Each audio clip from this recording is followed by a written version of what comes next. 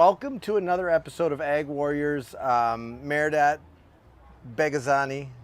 Bagherzamani. I've known you for a long time and I still can't say your last name. Can you say mine? Yeah, Matuszewski. Ah, it's close. Not quite there.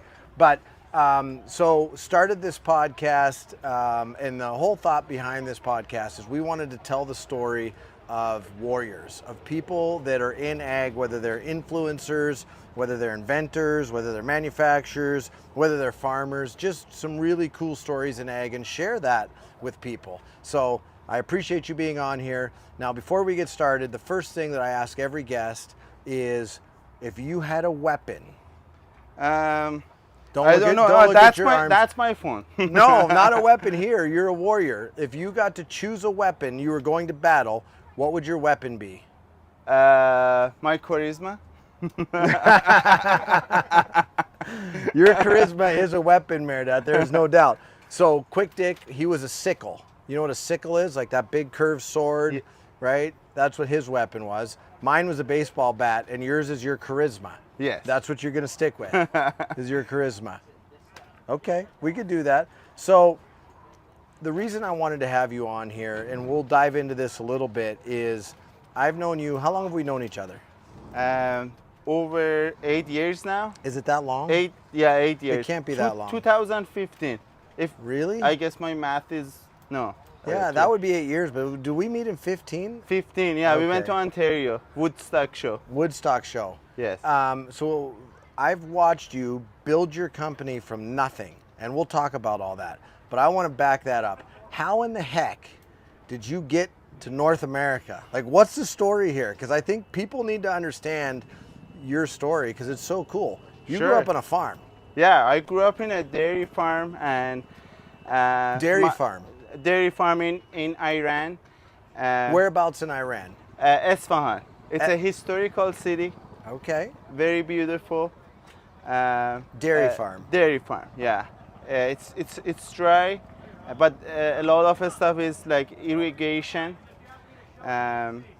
And my dad, he sent me from Esfahan, Iran, to Canada. He said, go study there. So I said, okay. You just listen to him. So you're in Iran, it's dry and hot there, and he sent you to Winnipeg.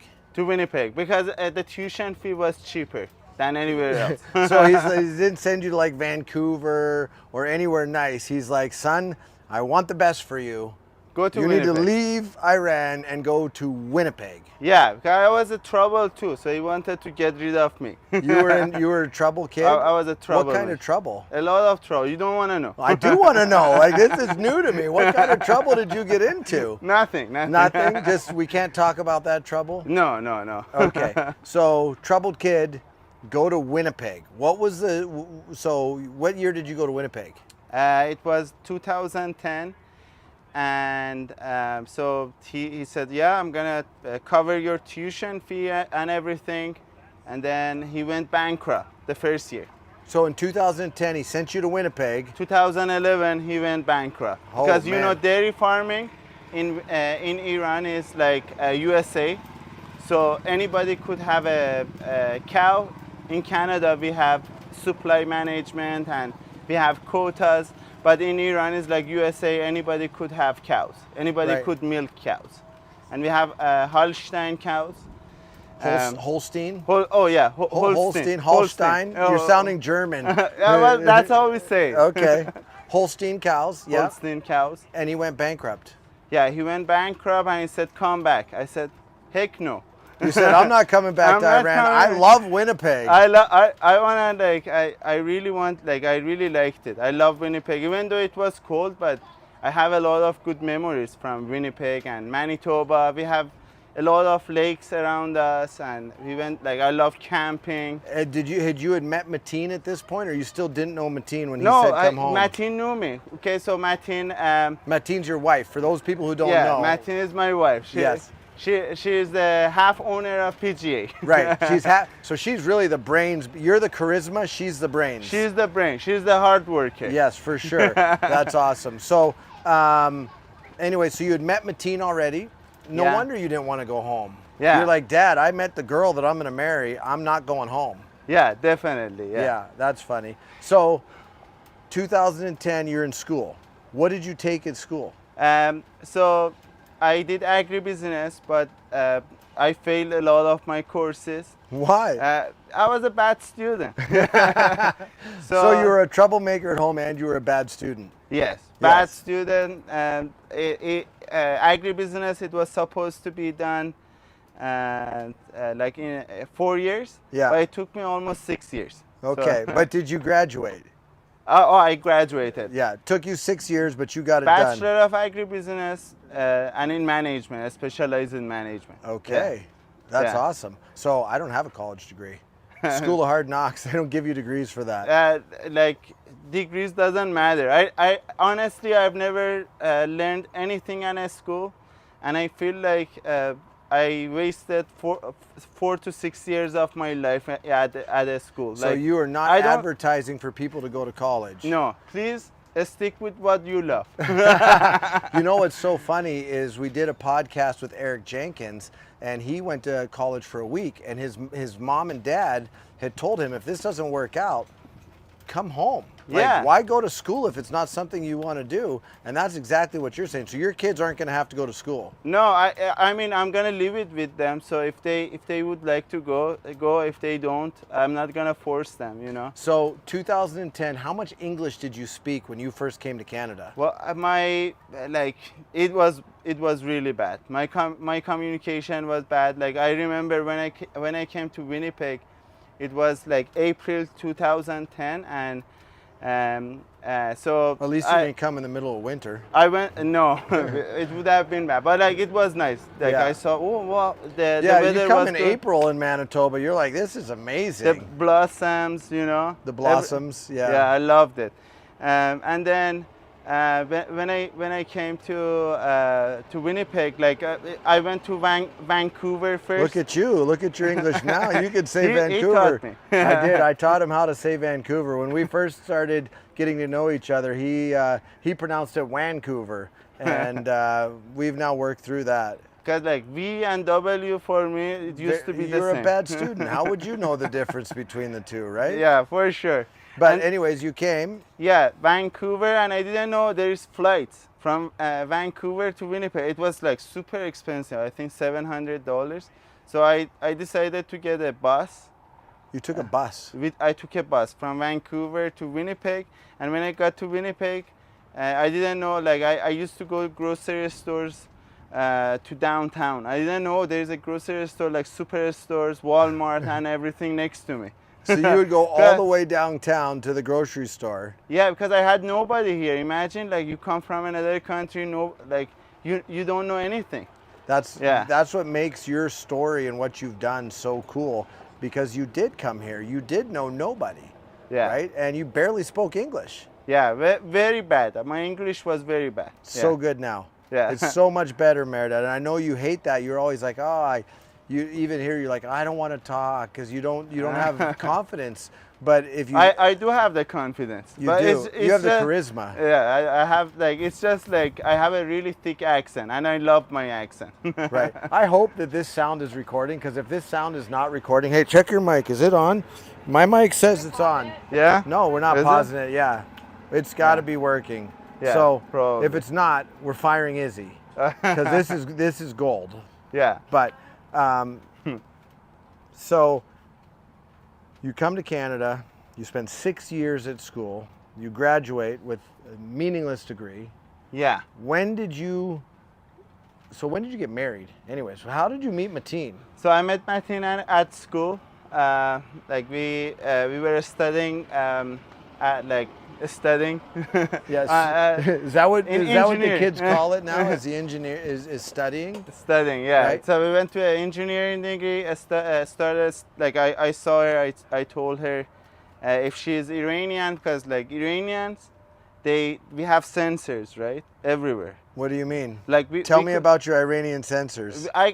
If I see Iranian walking there, I know like they're Iranians. Do you know where they're from? Do your sensors tell you that, or just If that they're they Iranian? talk, I would know from the accent. Really?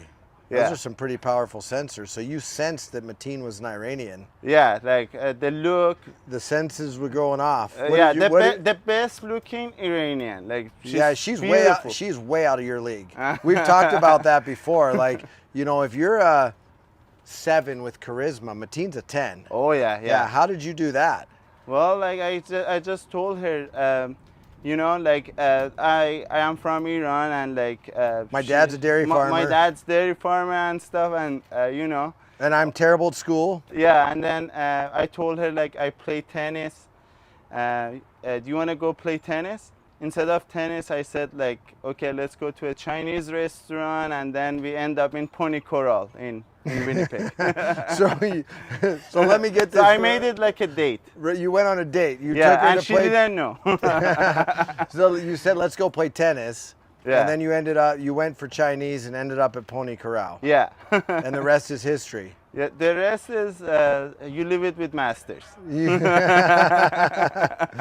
So, okay, let's fast forward now to PGA. Let's talk PGA, because you started this when I first met you. We were going to Woodstock. You were working for a different company, Yes. right? You were working for a different company, and we took you all the way to Ontario. You went with Paul.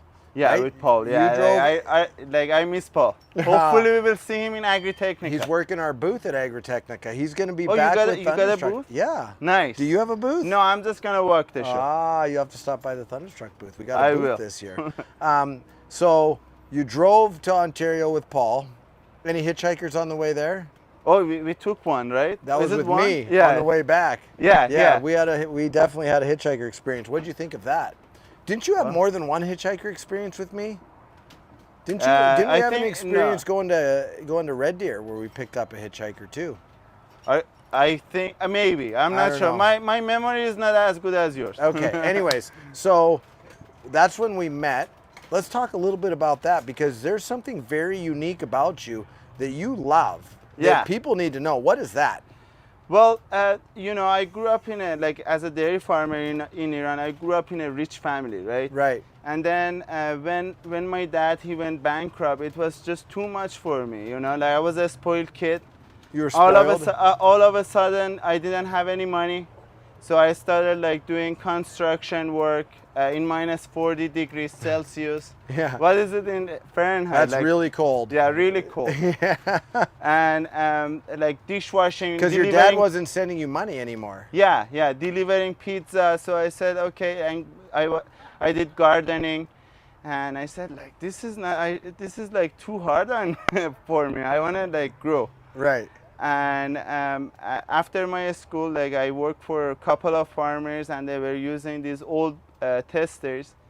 And I said like that they would have to weigh the grain, use the thermometer, go into charts. I said there gotta be a way.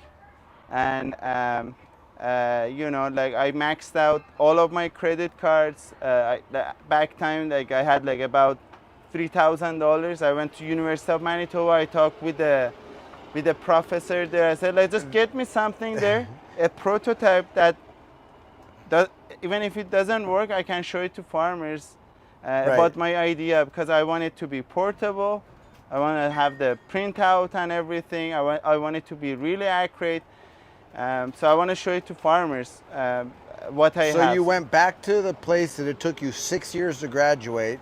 You took all of the money you had, maxed out all your credit cards, and said, build me this. Yeah.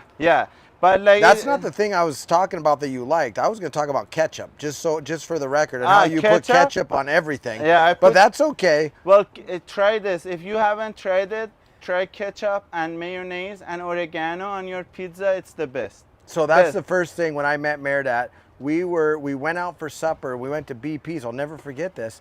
And we ordered pizza, and he asked the lady for ketchup and mayonnaise, and the lady looked at him like he was crazy, because who has ketchup and mayonnaise on a pizza?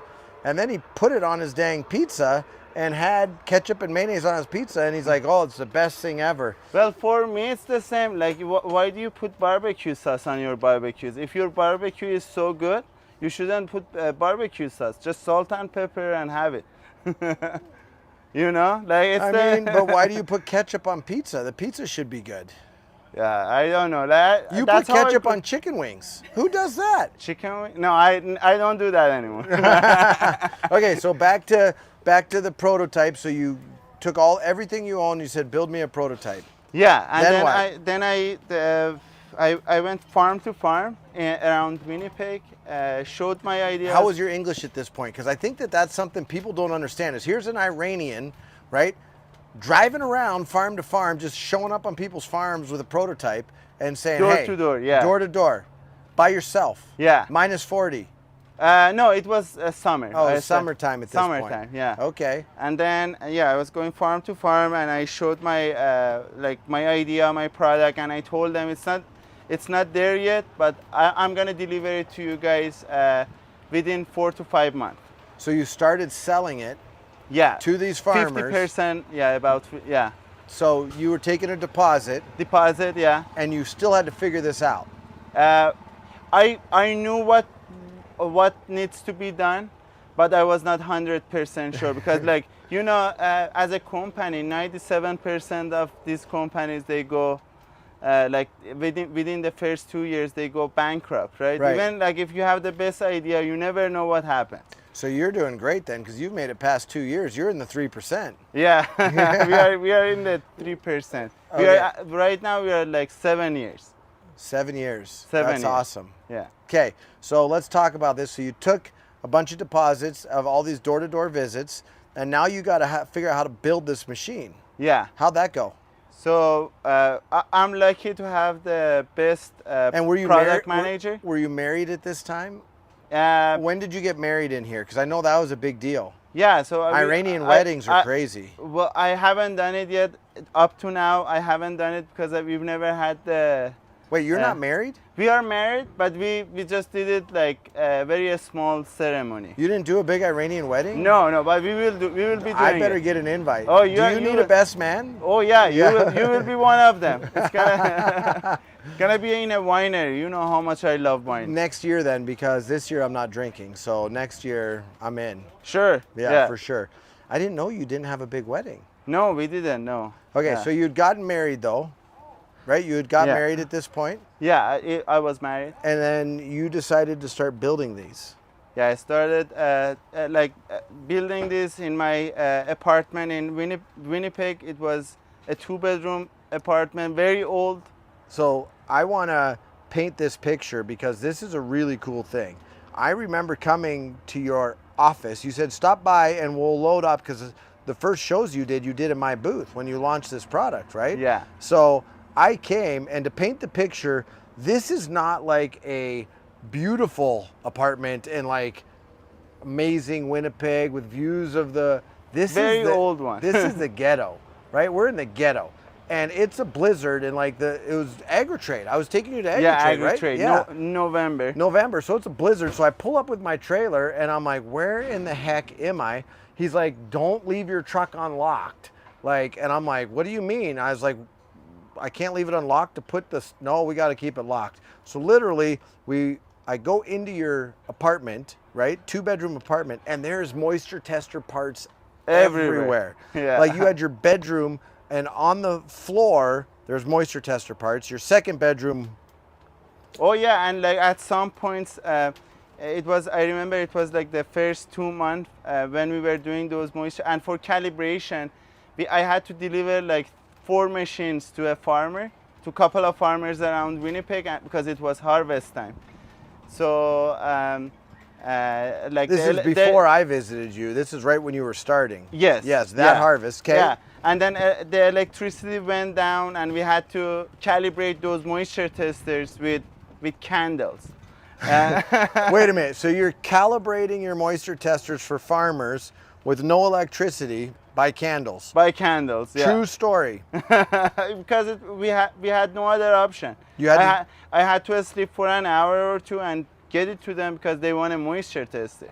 So when it's go time, when it's harvest time, you don't sleep? No. You don't? No, I have to make sure everything, everything is delivered, everything is working. The quality control must be there. What do you think, what can you say has been the key to your success? I mean, I know what it is, but what do you think the key to your success is? I think the hard work, okay, like my wife is very important to have a really good partner and never give up. There was sometimes that we could have gone sideways, and I never gave up. I remember like a lot of people, they were telling me just give it up, go do regular jobs and stuff. I never gave up because Your dad I knew, was one of those guys. Your dad told you to give up. yeah, my dad was one of them too. Yeah, I remember that. Yeah. I remember you telling me that. yeah. And I also remember something else you told me that your dad told you just a couple years ago. What was that? I don't remember that one. You told me that he had told you he was proud of you. Yeah, oh yeah, he's super proud of me. Yeah. Yeah, and What's that feel like for your dad, who was successful, bankrupt, successful again? he's a fruit farmer now. Fruit farmer now. Apricot, apple. All of those things, but he told you, give up on this. This will never work. Yeah. And then he told you he was proud of you. What was that like? You know, I never took his words serious. So When he told you to give up, you were like, nope, not no, listening. I'm gonna do it. Yeah, Yeah. yeah. How- But Mateen, she always like she was always beside me and say, yeah, go for it. How important was it for you to have somebody like Mateen, have Mateen in your corner constantly, like encouraging you, telling you can do this, Mehrdad? How important was that? Very important. Like imagine if you have someone nagging, you know, say, oh, you are going to trade shows, because we do like about, you and I, we do like about, I don't know, 20 20 shows a 20 year? shows a year. Each one, it takes like almost a week. So we are not home most of the time. We are eating outside food. It's hard. And she's missing me. But like she like someone who is always nagging or something, say, don't do it. Or like when you call them, they're gonna say you are never home or something. Mateen never does that. No, Mateen never does that. Yeah, She encourages you all the time. all the time. Do you think it's because she doesn't want you at home and she's like, Oh, she wants to her have her own- own time. yeah, she's like, go to, is there any more shows you Because can I'm go too to? much. I'm so energetic. Like when I'm home, like I never sit. I'm always like this, and like I have Making moves. making moves. I have a beautiful garden. I'm like very, very sensitive to my garden. You know, like I make sure everything is good. You are like, seriously, the reason I wanted you on here is, I mean, we've become friends, but I am so freaking proud of you, and you're one of But my. you are my brother. Look at this. I know. Oh, no, sorry. We're brothers. You gave me this, which is super cool. But it's because of that spirit of never give up, right? You've never given up. You've battled through things. I know how much Mateen means to you because we've talked about that at different times. Let's say there's somebody that's listening to this, some farm kid or someone that's out there. What's the number one thing you would tell them for anything, chasing their dreams, whatever it is? What's the number one piece of advice you would give somebody that's younger that maybe doesn't understand life yet? What's the number one thing?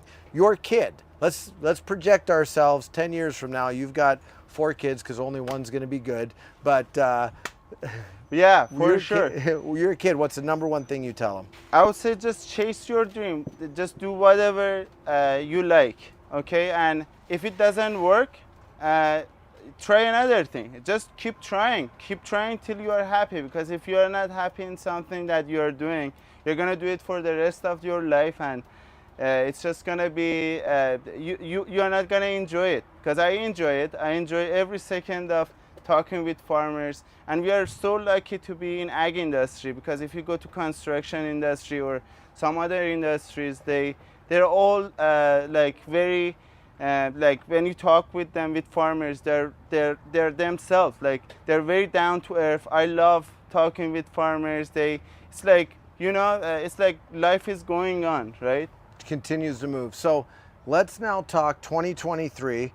And I think that's such a cool thing. Chase your dreams and never give up. But let's just celebrate a little bit the success of what you've become, because you're not in that little 2-bedroom apartment building this anymore. You have an office, and you have employees, and you have manufacturing. What the heck has happened? Who are you? Yeah. Okay.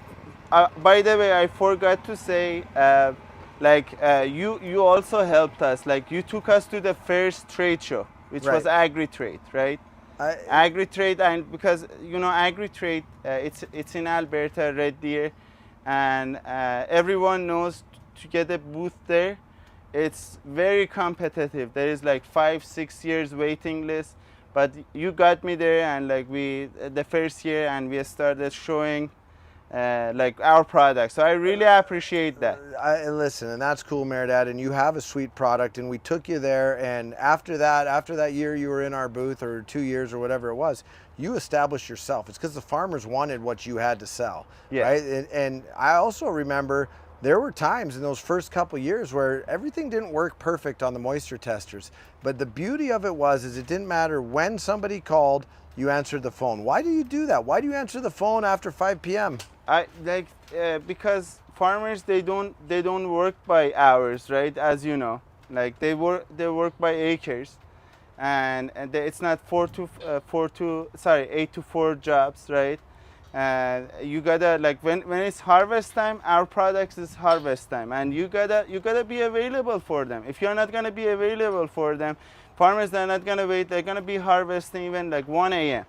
If you don't answer your call, they're gonna get frustrated, and they don't know what the exact moisture is, and they want to calibrate. Important. That's very important. Yeah, and they want to know they calibrate their combine moisture testers with ours too. So we gotta be available for them, because with our moisture testers, they even eat lunch on top of our carry-on cases. Like it's always with them during harvest. That's awesome. So 2023, let's get back to it. You have your moisture tester, the portable one, right? MA404, amazing. MA405. Or 405. You have the stationary one. Yeah. You also have a protein analyzer. Yes. You're now launching bin cables and a bin monitoring system. Yeah. What's next? So right now we are just gonna stick with bin monitoring systems, because not true. You're working on something else. I know you are. Yeah, but I haven't figured it out.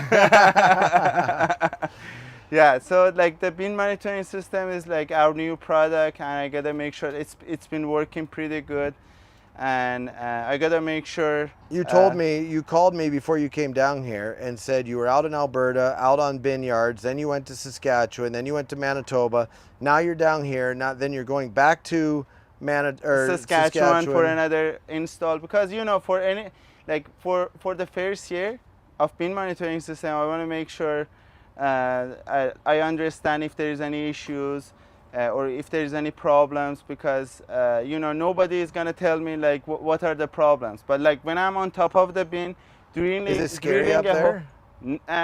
In the beginning, yes, but now I'm good. You're a monkey. You're just up and down. Yeah, but I just need to lose weight. That's awesome. Mehrdad, you are an amazing human being. I hope that people who listen to this episode can sense just what a good dude you are and how hard you've worked to build what you've become, because it's amazing. And my hope is that you take, because you're right, you're always going, you're never sitting, but I hope that you take a minute and just think about how far you've come, and you think back to, and I know you do, but you remember the journey that you've been on, and you celebrate the gains, and you don't just be frustrated with where you're trying to get to. Oh no, we always work hard, and we always party hard. We do, especially at the trade shows. And I always beat you in poker. Huh? Right? Hey, what happened in Louisville? I beat you. I beat your son.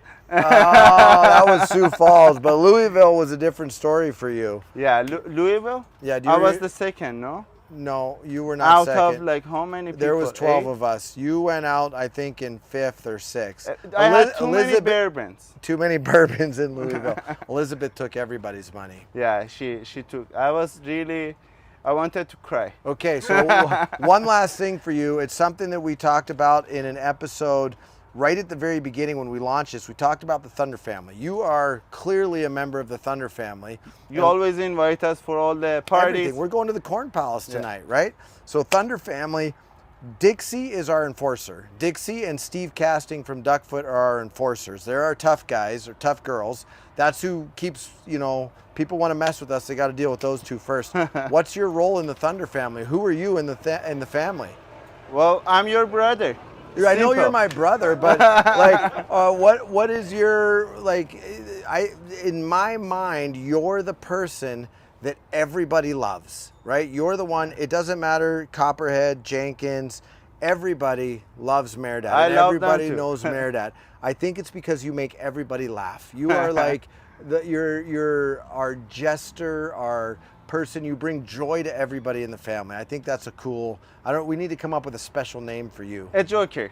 You're the Joker. You're the Thunder family Joker, that is for sure. I am so thankful you were on this, and if you want to learn more about Mehrdad's company, I know his story's not on there, but grainanalyzers.ca, go learn more about his cool moisture testers, and yeah, keep listening. Thank you.